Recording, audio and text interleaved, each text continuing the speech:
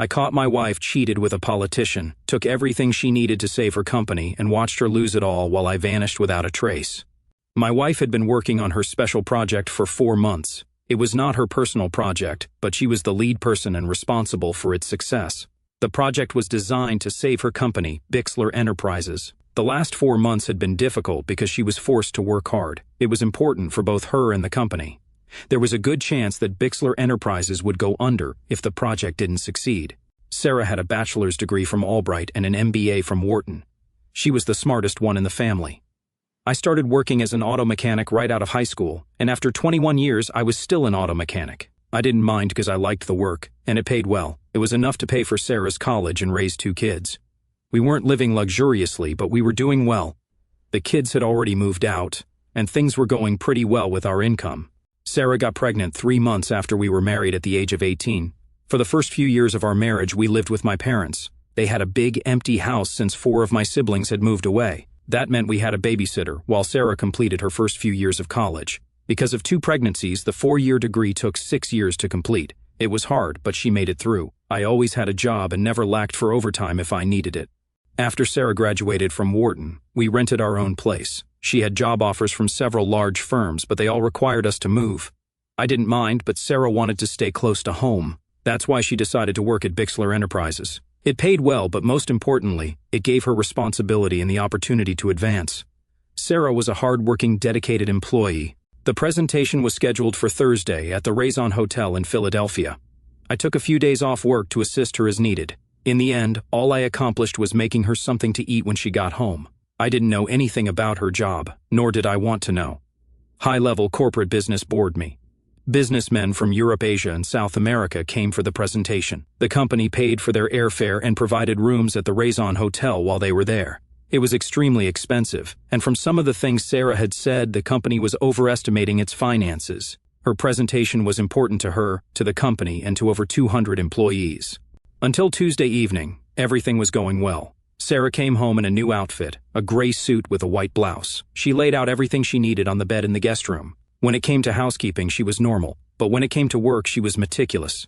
I didn't understand why she needed to pull out her fancy underwear, but I didn't say anything. In addition to her suit for the presentation, she had several cute cocktail dresses for social events before and after the event. I had always avoided such events, but felt obligated to go with her if she wanted me to. She thanked me for the offer, but said it wasn't necessary. All the materials and equipment she needed were neatly stowed in the trunk of her Volvo before she left work. She drove the car herself to make sure everything was in perfect condition. She had all day Wednesday to get ready and all evening Wednesday to socialize with her guests. Sarah was so good at what she did that I felt it would have been better if I had just stayed away from her. Finally, she was done. She had checked and double-checked everything. Now, all she craved was a soothing shower and a restful night's sleep. In my attempt to be helpful, I made the mistake of going through her belongings while Sarah was in the shower. As I was rearranging items on the bed, a small white envelope slipped out from the side pocket of her makeup bag. It was from a drugstore, but not the one we typically used. Inside, I found 10 pills labeled Previn, a medication unfamiliar to me, with instructions that seemed perplexing. Take 1 pill and then a second pill 12 hours later if necessary. I initially speculated it might be for anxiety or nerves, but the unclear instructions raised more questions. To add to the mystery, the prescription was in her name and dated on a Monday. I put the envelope back as she was finishing her shower. I decided I wanted to find out more about Previn before I told her about it. Of course, if I mentioned it, it would mean I was going through her things.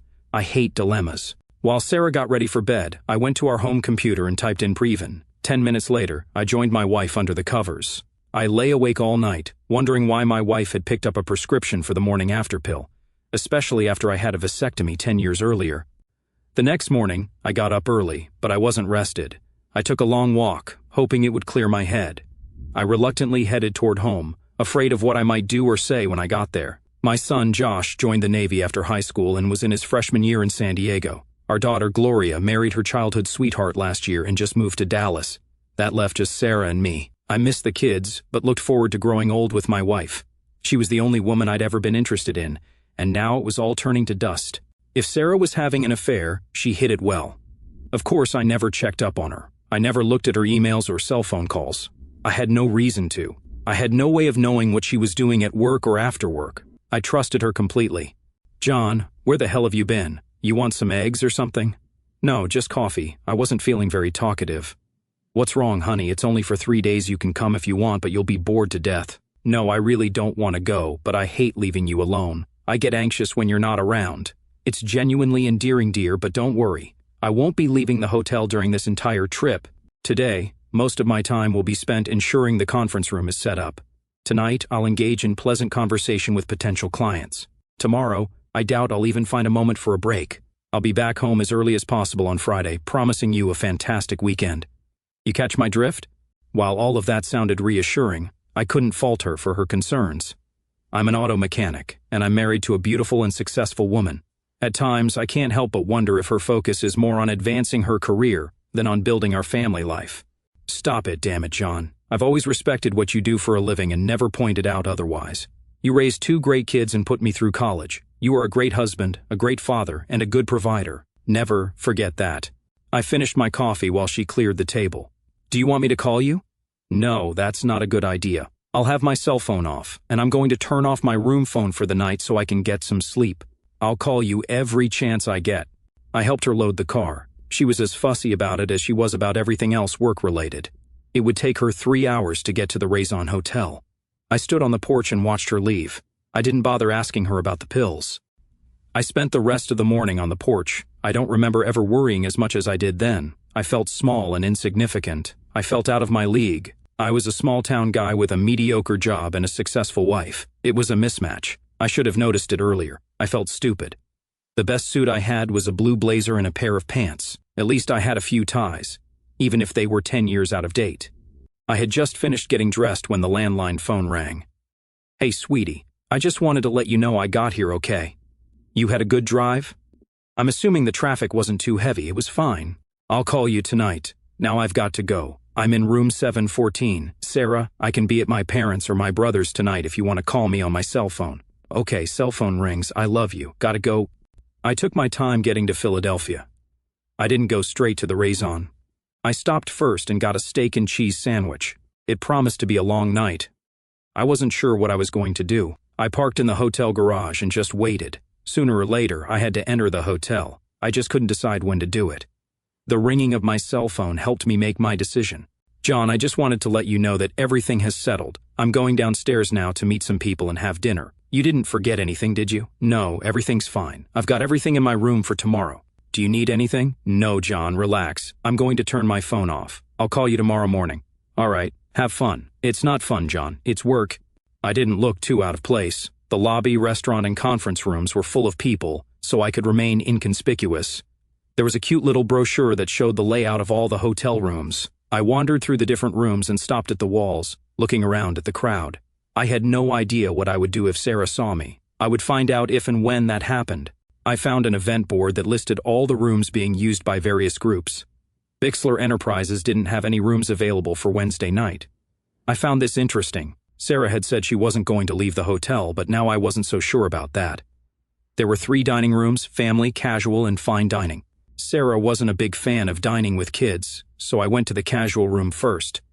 It only took 5 minutes to make sure she wasn't there.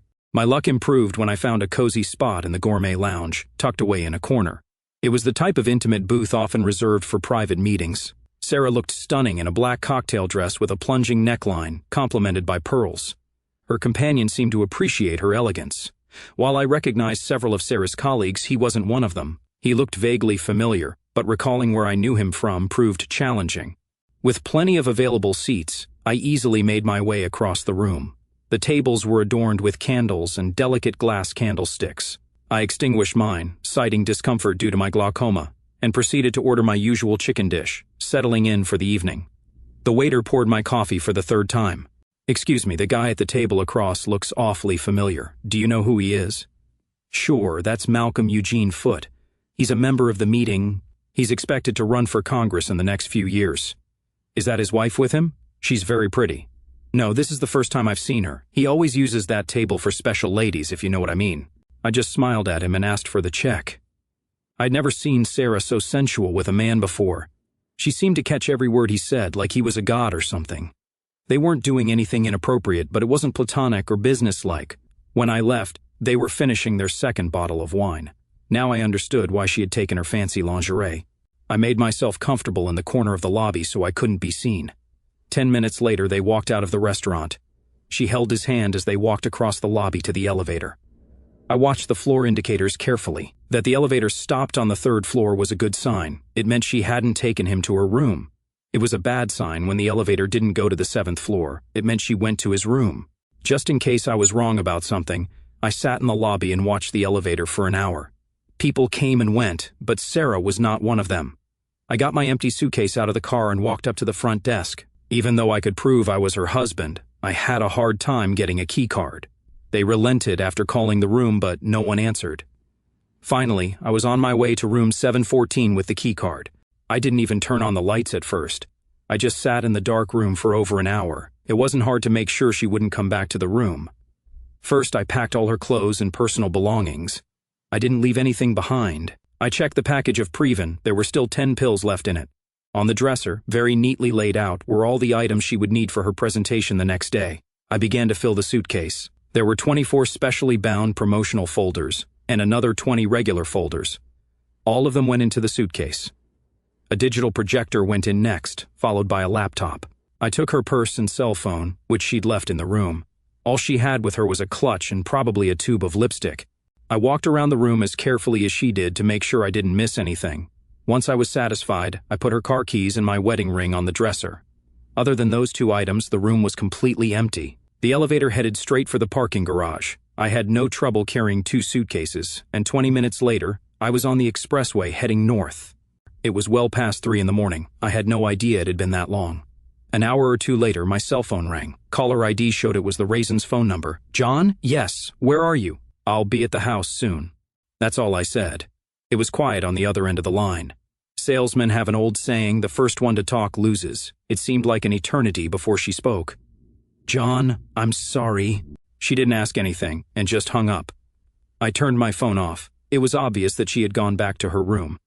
Later that day, she was to give a presentation that would save her company and bring her a promotion. I put the suitcases in the attic of the garage. Sarah never went there and never thought to look for anything there. Of course, at this point, I'm pretty sure it didn't matter. First, I gathered all my clothes and personal belongings. Most men have their own tools. It's typically a job requirement. I swung by the store, loaded my belongings into the Subaru, and collected my final paycheck. With the banks already open, I opted for a straightforward approach, withdrawing all the money from my accounts. Afterward, I had lunch in Hagerstown, Maryland. Although I had enough funds to sustain me for a few years, I was well aware that I'd be on the job hunt soon. Sarah and I shared a love for work, and I'll miss her in this new chapter of my life. I killed a couple of hours in the Luray Caves and rented a room near Whiteville. I had no idea what I was going to do. It was Sunday, and I found myself sitting at the Chattanooga Aquarium, watching nature I had never seen before. I spent a few hours just relaxing and decided it was a good place to be. I bought a year-long pass to the aquarium, and by dinner time I had a place to stay. It was a mobile trailer in the park, but it was furnished and cheap. I didn't need much. First thing Monday morning, I was going to get a job. A good handyman can always get a job, especially if he's willing to work hard. I could remain inconspicuous until it was time to renew my driver's license or car tags. I'll worry about them when the time comes. Sunday afternoon, I called Gloria. I felt obligated to let her know what was going on, but Sarah had already told her. She was pretty frank with Gloria about what happened. She said she cheated, I caught her, I left, and she lost her job. I felt bad that she lost her job, but that was the price she had to pay. I asked Gloria to tell Josh what was going on the next time she talked to him. I also told her that I would call about once a month to check on how things were going. I didn't tell her where I was. By noon the next day, I had a job. It was actually a short walk from the trailer park, with the Waffle House about halfway there. What more could a man want? I don't know how they handled the paperwork, but I was getting $20 an hour with no questions asked. I was happy, and they were happy. I wouldn't even have to dip into the money I brought with me. About 2 months later, Gloria informed me that Sarah had moved out of the house and was living with her parents. Gloria didn't know anything else but was happy that I was settled and doing well. Josh called me from San Diego just to let me know he was going on a cruise. He was an avionics technician on an aircraft carrier. He tried to explain what he actually did, but it was over my head. I never really knew much about technical stuff. Both of them were careful not to say anything bad about their mother. I appreciated that. After that, it was business as usual. I started talking to Gloria at least weekly. Josh and I started emailing regularly. Gloria talked to Sarah regularly, but said very little about what she was doing or where she was. I never filed for divorce, and it seems Sarah never did either. I have a Tennessee driver's license and tags on the Subaru. I started going to one of the local bars a couple of times a month, and even got lucky. 2 girls took turns becoming regular nighttime companions. They weren't looking for commitment, and neither was I. It seemed to work out well for all of us. Life was good. That was a long time ago, and I gradually forgot about Sarah. Eventually, the Subaru started giving me trouble. I'd forgotten how long it had been. It had over 200,000 miles. I was pondering this over a mug of beer one day when I realized that it had been almost 5 years since I'd left home. I had kept in close touch with both children. Gloria had 2 children of her own by this time and wanted me to come visit them. Josh almost married a Thai woman, but at the last moment refused. I usually worked 6 days a week and used Sunday to recover from Saturday night. There was no good reason for someone knocking on my trailer door at 6 in the morning on a Friday. Their rudeness was rewarded by a half-naked man opening the door. Day-old jockey shorts are disgusting, and the lady at the door, judging by the look on her face, agreed with me. She looked away, but her companion didn't seem to be impressed. Normally, I would have worn pants, but at a time like this, guests annoyed me. "We're looking for John Terrell." "I don't know you. My name is David Simmons, and this is my wife Mara. We have a problem, and we're hoping you can help us." "I'm sorry, I don't work by moonlight. If you need something done on your car, you'll have to go to the shop." This elicited several blank stares and, finally, a response. "It has nothing to do with your job, it's more of a personal problem. Can we come in?" The trailer looked like crap. I rarely had guests, so I rarely cleaned it. Even my girlfriends insisted we go to their place. "Be my guest." "Let me put on my pants real quick." As I entered the bedroom, I left the door open just to show them what a welcoming host I am. I also put on a shirt. "Would you like some coffee? It'll only take about 10 minutes. I moved some things off the couch so they could sit down. There was no answer to the coffee question. "We have an adopted daughter of 4 and 2 years old who needs a bone marrow transplant, and we are hoping you can help us. We are willing to pay you if needed." "Buy my bone marrow?" "No, we want to use it, and we're willing to compensate you for any inconvenience." "I think you want to buy it." I was acting like a wise ass, and I suddenly realized it. These people were serious. They had a real problem, and they were looking for help. "I'm so sorry, I didn't mean to interrupt. Please continue. Our best chance of finding a donor is next of kin. You're our best hope." "Whoa, this is... I don't mean to be a smartass, but I think you've got the wrong guy. When was your daughter born?" "She'll be 5 years old in July." Mara Simmons spoke for the first time, and she sounded sincere. "I hate to be the bearer of bad news, but I had a vasectomy 15 years ago. There's no way I could be her father. Why would your name be on the birth certificate?" "I can't answer that." "Maybe you should ask her mother." That statement was met with silence. I felt sorry for these people, but I didn't know how to help them. "What's the mother's name?" "Sarah Louise Terrell." I couldn't find the words. Maybe I shouldn't have taken those damn pills from her. Of course, then those people wouldn't have a daughter at all. I thought I was done with grief, and here it was again. Old memories of my wife having sex with that damn Philadelphia politician. I was starting to forget it all, and now it was back. God damn it. I now understand and apologize for my rudeness and insensitivity. I will do everything in my power to help you. First of all, why can't Sarah get a bone marrow transplant? Medically, she can't. Why not? She's the mother. She has to be a worthy donor. She's a suitable donor, but she's too sick. The doctors refuse to even consider using her. Sick with what? She's dying of liver failure. She's got less than 6 months to live. This didn't make any sense. She'd always been in perfect health. Besides, I didn't believe a diseased liver would prevent her from donating bone marrow. The hospital won't accept her signature on the consent form. "Are you saying there's something wrong with her head?" They both looked at me in silence. They knew the answer, but they didn't want to say it. At that moment, I didn't want them to feel even more awkward. 10 minutes ago, I didn't care about them, but now I felt like I had to protect them and help them. How did this happen? Could any of my kids help? Maybe, but we thought you were our best hope. Why don't you go after her father, her real father? We thought it was you. We have no idea who else it could be. Sarah didn't tell us anything about another possible father. In fact, she was in no condition to explain anything, Mara added. We got most of our information from the adoption agency. I had to get coffee and take a leak. Excuse me for a moment. I left my guest sitting there while I brewed the coffee. It only took a few minutes. While it brewed, I did a much-needed morning pee. I tried to be discreet. I'd embarrassed Mara enough already. Where do you live? Westchester, Pennsylvania. I'll make you a deal. If I tell you who your daughter's real father is, you have to promise me you'll pursue him relentlessly until you get what you want. What are you talking about?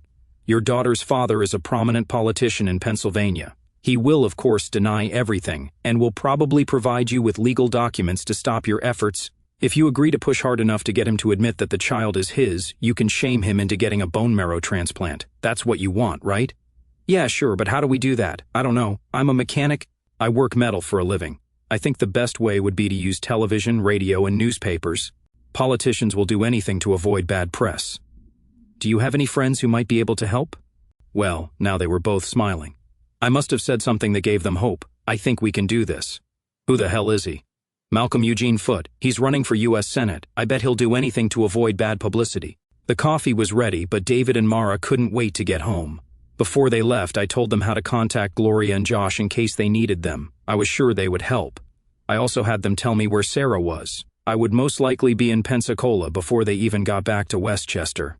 I got a haircut and bought a new shirt. Sarah was a cheater who had ruined my life, but I still wanted to look good when I saw her. It was another trailer, but this time it was a nice new double wide. There stood her Volvo with a flat tire and a broken windshield. The woman who opened the door wasn't Sarah.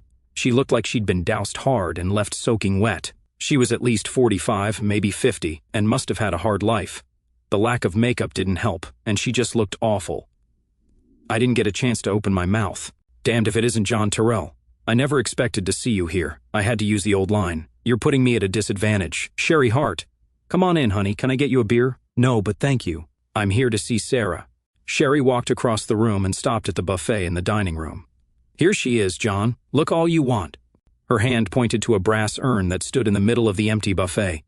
I guess I was too late. I didn't move, just stood there staring at the container in front of me. Can I have a beer now? Sarah moved to Pensacola after giving up her baby for adoption.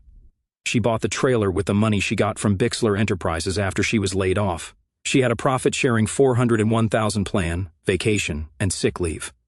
She eventually took a job at a local garment factory, where she worked in the shipping department. That's where she met Sherry. Sherry rented a room from Sarah. Every dime Sarah earned went to booze. She started with wine and gradually switched to stronger drinks, the cheapest ones. Eventually, she lost her job because of her drinking and was forced to use her savings. She never dated anyone or went out anywhere. Sherry stayed with her, paid her utilities, and bought food that Sarah wouldn't eat. It took her over 3 years to kill herself. Amazingly, she had a will and left Sherry the double-wide trailer and the Volvo. Sherry explained that Sarah was so upset about what she had done that she just gave up. She didn't try to prevent the pregnancy or even terminate it. The adoption had been arranged months before the baby was born. She never went back to work except for the factory job, which she did poorly. Sherry said that Sarah didn't seem to have any ambition or purpose in life. Sarah talked about me a lot but was afraid to try to contact me. Gloria gave her my number, but she never called me. It was as if her one-night affair had hurt her more than it had hurt me. I was there for 2 weeks and then sold Sherry's trailer for $1 and got $1,000 for the Volvo. 2 days later, I was in Westchester visiting my new friends, David and Mara. Malcolm Eugene Foote resisted at first, but David and Mara turned the screws until he gave in. He insisted on DNA tests, which proved he was the father. To save face, he was more or less forced into a bone marrow transplant, which was successful. Malcolm's political career and family life did not make a favorable impression either. His decline in the polls was so rapid that the party replaced him with another candidate a few months before the election. His wife filed for divorce and was very public about it. Sarah and I are now traveling to Dallas to see Gloria and my grandchildren. I don't know how long I will keep Sarah with me, probably until I have someone else. Second story, need advice. Do I stay with him? I just found out my boyfriend of about 2 years cheated on me. We have talked about marriage and starting a family. We tell each other we love one another. We have been together for almost 3 years, but officially together for almost 2. He has been nothing but sweet and kind to me, and I have always felt so secure in our relationship. I went through his phone one day out of boredom from my own phone and stumbled upon 2 girls on Snapchat. One girl he had messaged sexual compliments to her, posted stories multiple times, and the other girl had sent him nudes. These messages were recent, from 5 minutes to 2 months ago. There was nothing since 2 months ago, and when I confronted him about it, he told the truth and has not stopped apologizing. He says nothing has happened since, and he knew it was wrong, which is why he stopped. It was only these Snapchat messages. Since then, he has removed the 2 girls from Snapchat and even told me he will delete the whole app. This hurts pretty badly because I have been cheated on in the past by exes, but I never expected it from him. He keeps telling me he loves me, and I am refusing to say it back right now. I have told him I don't forgive him. He tells me he will do anything and prove to be a good man every day if I give him the chance. We have had no real problems in our relationship, and I truly was imagining myself marrying this man. He has been nothing but loving and supportive. This is the only problem we have ever had, but it's not small. Do I stay with him and give him a second chance, or leave him because of this? Any thoughts are appreciated. Third story, maybe I am to blame. My ex cheated on me while he was trying to decide between me and her. In the end, he chose her. This was our second attempt at the relationship. During the first attempt, I feel like I was toxic. I wasn't helpful around the house, would complain a lot or be grumpy, was overspending due to my shopping addiction, and let my physical appearance go.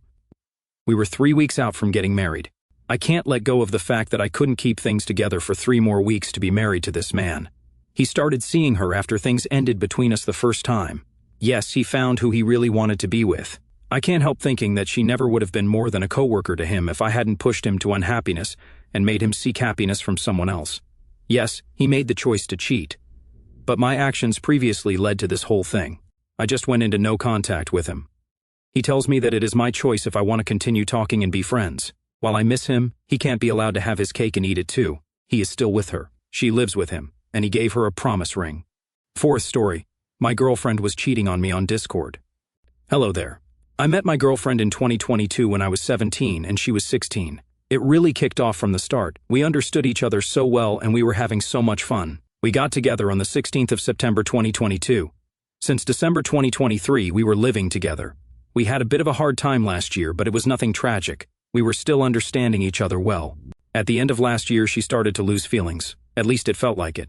It drove me crazy for months. I got depressed, and I was not really active after work. Just tired and sad. She didn't help me because she said she didn't know how, even though I told her about 100 times. But I loved her so much, I couldn't just leave her. Fast forward to the 20th of January this year. We were at a friend's house for the weekend and just smoked and got drunk. The next day, I decided I would go home to chill alone a bit. My ex-girlfriend decided to stay a little longer. I had no problem with that. I went back home, got some food, booted up my girlfriend's PC, and started watching YouTube. Suddenly, I heard a Discord notification. I didn't think much of it, but I was curious who could have written to her. After a while, I decided to check. It was some random Discord guy she had been writing to since September 2023. They were talking about normal stuff. She called him cute twice, but I didn't find that extremely offensive. They weren't talking often, so I thought nothing of it. I wondered if she was writing to more guys like this, since she didn't even mention that she was writing to that guy. I went to her blocked friends, and boy, would I have found something. There were around 10 to 12 guys she was writing to. The last time she was writing to one was on the 24th of October last year. I checked the messages, and it turns out she was sending nudes to them. Around 6 got more than just one. She was writing to them when she was horny, lonely, drunk, or high. A chat with her, and some guy was really interesting though. It looked like they were flirting. She sent him explicit pictures and videos, and he did the same. They were complimenting each other. They were writing almost every day, but after a month of writing, she was not doing it so frequently, but still at least once a week. They were talking about their days, saying good morning and good night to each other, writing hearts and kisses. She was even writing to him when we were, for example, outside or at my place. She was writing to him for almost 2 months. She called him handsome, or good boy. I confronted her about this. She couldn't give me an explanation. She said there was none. She said she regretted it and would do and give everything to go back and stop it. She said it felt like an addiction and that she just couldn't stop it. She said she loved me so much and would change for me. She said she would show me how much better she could be for me.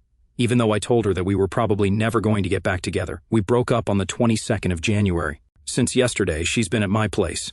I just can't live without her. I'm afraid of how it will look when she's gone. No more good morning messages, no more good night messages, no more cuddling with her or listening to her beautiful voice. That's why she's at my place, but I can't help but think of all these messages she wrote to them. I don't know what to do. She's been my world since the day I met her. I gave her literally everything, spending around 5,000 euros on her since the day we met. She knows she lost me, but she still hopes we will get back together, which I think unfortunately won't happen. I don't want to live without her. I feel like I need her in my life, but I know that because of what she did, I will never be able to look at her the same. I will always think about these things. But the thing is, I still love her. I still find her pretty, still find her funny, still want to be with her, but I just can't. Can someone help me out and give me a piece of advice? I think I need some ideas to see what other people would do in the same situation.